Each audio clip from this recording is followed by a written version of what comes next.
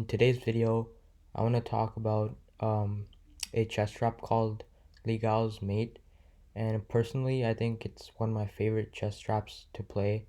Um, it's basically played against the Philidor defense, which is basically like e4, e5, knight f3, d6. Um, it's a really beautiful mate, and if you could play it on board, um, like over the board against the person, then it's just a really great feeling, um, because it involves like sacrifices, and it's just really pleasing to play. So without further ado, let's get into it.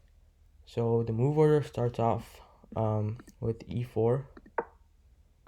Black plays e5. You continue knight f3, and black plays d6, the Philidor defense.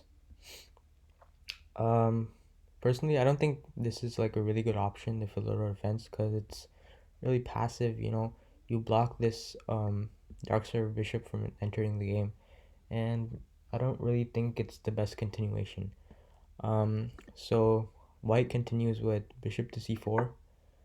um Black can play anything here. I think bishop to g5, bishop to g4 is the most common move here. Then we just continue knight to c3, just developing another piece, getting it into the game. And from here, um, black can actually play a wide variety of moves. Um, you have like you can play black can play a6, b6. You know, um, the moves that would that black can play that basically like avoid the trap are moves like c6. As you'll see, because the d5 square is very useful in this trap, so we need the d5 square to be um, in our control only. So c6, if c6 is played, then you should not play this trap. If something like knight to c6 is played, then you should not play this trap. Um, if something like bishop to e7 is played, or knight e7 is played, then you should not play this trap. If something like knight to f6 is played, then you should not play this trap. But if any like small moves, like passive moves like 8-6 or a6 or g6 or some knight a6 or some like move like that, then you can go ahead with this trap. So in this case, let's assume that black goes um, a6, maybe like taking away the b5 square. Then what you want to do here is you have to sacrifice your knight. Knight captures on e5, and you might be wondering, well, why can't I just take this queen? You just left it hanging. Well, the answer is no, because if black plays bishop captures on d1, then white has the brilliant bishop captures on f7 check. The d7 square is covered by the white knight, so the only option is king to e7.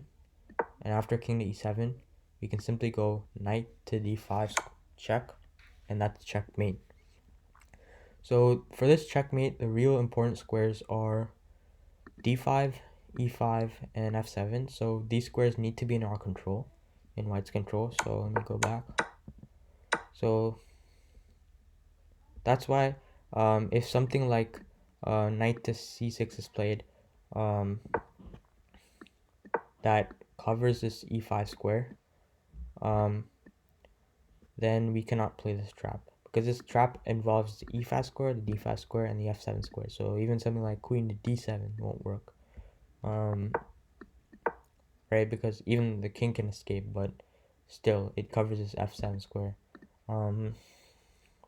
So if black plays like some random like passive move, g6 works, right? You go knight captures, and mate, right? So g6 works. One thing is, if so let's say you go to something like g6. Now if you like knight captures on e5, and let's say black realizes the mistake that he's made, so The good thing about this is, even if black realizes his mistake, let's say he, instead of playing bishop captures on d1, let's say he plays d captures on e5, just moving this knight. Now you can simply play queen captures on g4 and you will remain a pawn up. You have two nice developed pieces, a pawn with good central control, and a really active queen. And all the white pieces are on the back rank, they're undeveloped.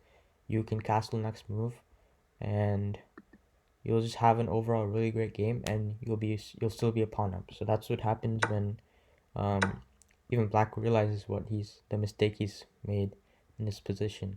So because his bishop is actually undefended, right? So we take advantage of that, and we use that to our advantage in delivering checkmate, right? Or even getting a winning position.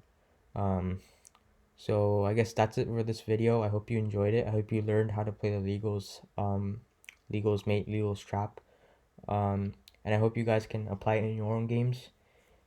And it's personally like one of my favorite traps. It's just like a beautiful mating position, right?